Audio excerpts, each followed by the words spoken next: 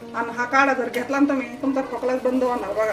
काढा घेतल्याच्या नंतर कलर चेंज झाला पाहिजे आणि पाणी पूर्ण हिरवं झालं पाहिजे असं आपल्याला।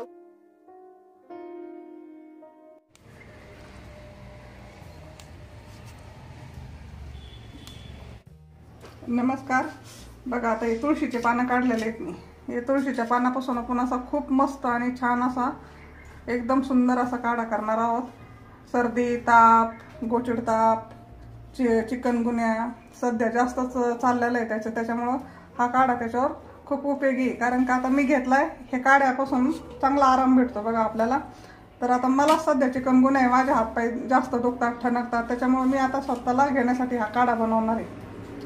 तर असा एकदम मस्त गुणकारी आपण काढा बनवणार आहे। तर हे मी तुळशीचे पानं घेतलेले आहेत, कारण का आता आमच्याकडे भरपूर तुळशी येतं, त्याच्यामुळे मी भरपूर पानं घेतलेले आहेत। आणि इकडे गवती चहा पण घरचाच आहे। हे बघा एक कांडी घेतलेली, धुवून घेतलेली ही मी गवती चहा। इथे 2-3 लवंगा घेतलेला आहे, हे अद्रकचे 2 तुकडे घेतले, दालचिनीचा 1 तुकडा घेतलेला आहे आणि हा थोडासा गुळ घेतलेला आहे। आता गुळ तुम्हाला घालायचा असेल तर नाही घातलं तर चांगलंच आहे बघा काढ्याला, पण जर तुम्हाला वाटलंच तर तसा नाही गिळल्या जाणार आपल्याला काढा तर आपण थोडासा गुळ टाकू शकतो त्याच्यामध्ये।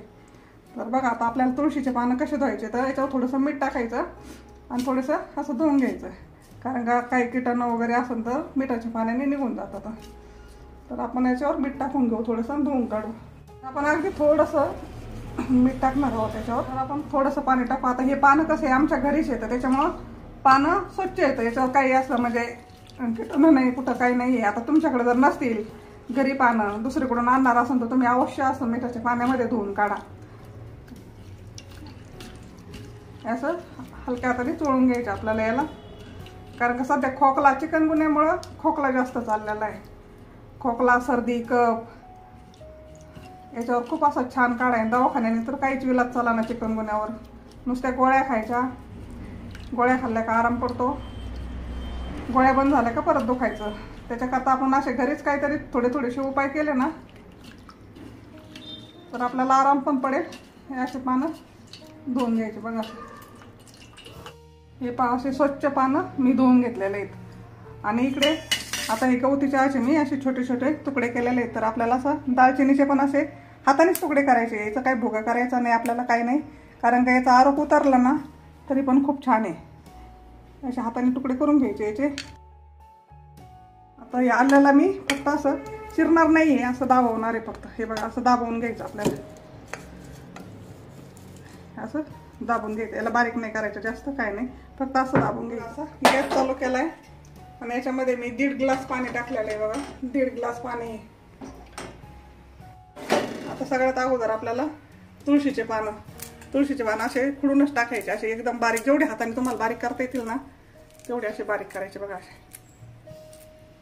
असे थोडे करून बारीक करून घ्यायचे आपल्याला। आणि तुळशीचे पानं कसे भरपूर असतात, भरपूर घ्यायचे असं तर भरपूर घ्यायचे, नाही तर दुसरीकडून आणायचे, असे एकदम बारीक करायचे बघा। असं सर्दी खोकल्यावर खूप छान उपयोग आहे, लगेच तुमचा खोकलाच बंद होईल बघा। तुम्ही हा जर काढा घेतला ना खोकला बंद होईल।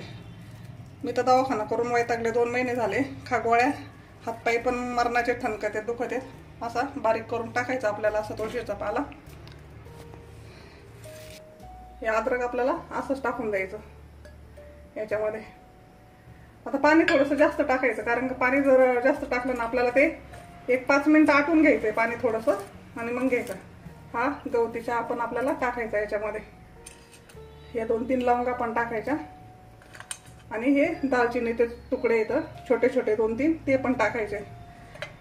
आता गुळ तुमच्या आवडीप्रमाणे टाका, तर मी याच्यातले छोटे 2 खडे तर ते टाकते, कारण का जास्त नको आहे आपल्याला, कारण चवीसाठी नाही करायचं आपल्याला, सर्दी खोकला बरा होईल याच्यासाठी आपण काढा करणार आहोत। तर याला जवळजवळ आपल्याला 5-6 मिनिटं चांगले असं मस्त खळाखळा उकळून घ्यायचं, आटून द्यायचं थोडंसं पाणी, निदान अर्धा कप तरी पाणी आटलं पाहिजे आपलं। तर बघूया आपण आता याला उकळी येऊन देऊ।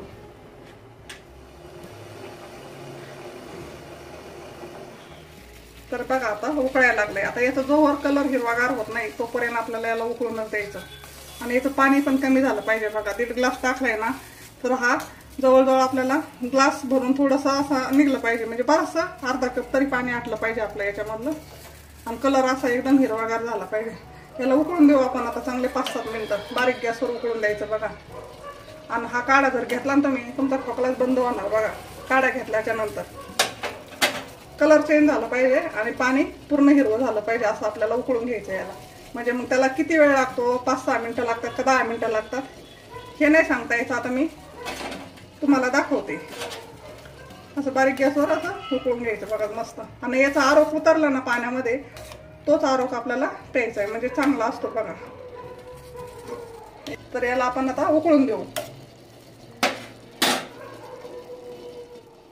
तर बघा आपण जवळजवळ 10 मिनिटं 10-12 मिनिटं आपल्याला आटून घेतलेलं आहे याला बघा. आणि कलर कसा चेंज झालेला आहे याचा पाण्याचा, तुम्हाला दिसत असेल बघा असा. तर आपल्याला आता गॅस बंद करायचा आहे आणि ग्लासमध्ये गाळून घ्यायचं.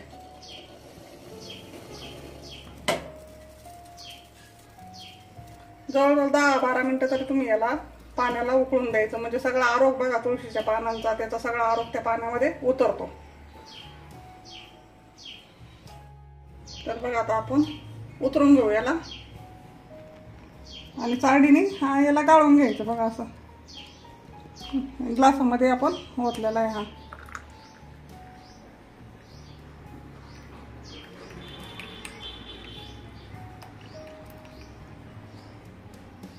आता हे पाणी आपल्याला गाळून घ्यायचं.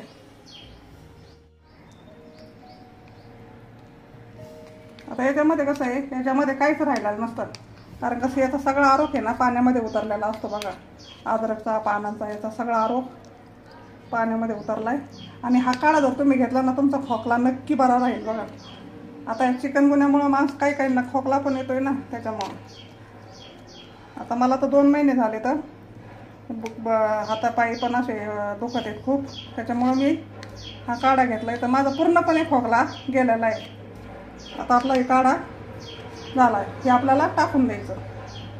तर हे बघा आता याला थोडंसं थंड होऊन द्यायचं आणि मग आपल्याला घ्यायचं आहे. तर बघा आपला काढा आता तयार झालेला आहे. तर याला तुम्ही आता अर्धा ग्लास जरी घेतला ना, असं इथपर्यंत जरी घेतला ना काढा तरी चालेल, किंवा 1 कप भरून घ्यायचा. रोज तुम्ही एकदा घेतला ना खोकला जाऊपर्यंत तरी चालेल. 1-2 दिवस जरी घेतला ना काढा हा, तरी तुमचा खोकला गायब होईल बघा हे काढ्यामुळे. कारण का माझा पूर्णपणे खोकला गेलेला आहे. तर कसं वाटलं ते पण सांगा, नक्की करून पण बघा आणि नक्की सांगा तुम्हाला फरक पडला की नाही पडला. याला थंड होऊन द्यायचं, म्हणजे थोडासा गरम गरम आहे तेच प्यायचा, जास्त गार झाल्यावर पण नाही, गरम गरमच प्यायचा. आणि याच्यामध्ये मेन म्हणजे गूळ कमी टाकायचा, जास्त गूळ टाकायचा नाही बघा, थोडासा कमी टाकायचा फक्त. तर नक्की सांगा, सबस्क्राईब पण करा. धन्यवाद.